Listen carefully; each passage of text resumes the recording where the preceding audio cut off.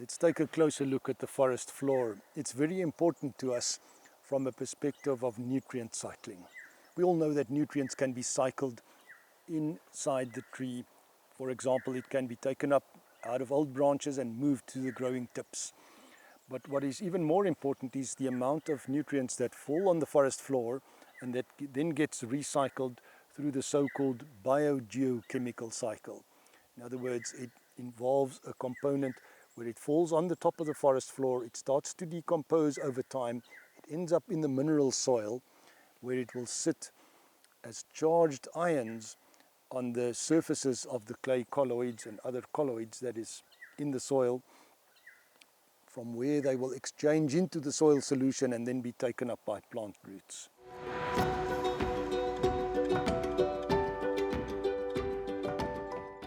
We spoke about the forest floor and how important that is in nutrient cycling. Nutrient cycling can take place within the tree. In other words, nutrients can move from old foliage on old branches and be retranslocated to the younger growing tips. But nutrients can also fall on the forest floor through needle fall, cones, seeds, etc., where they will then decompose, become part of the mineral soil, and can be taken up by plants again.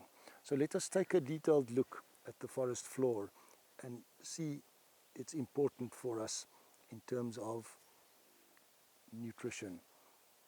The top layer of the forest floor is known as the L layer. L stands for litter, and here we can easily discern the original needles and small branches that has fallen and landed up on the forest floor. The second layer is a little bit more difficult to see. We can see parts of it here on the side where we see white and grey fungal hyphae starting to ferment the original needle material.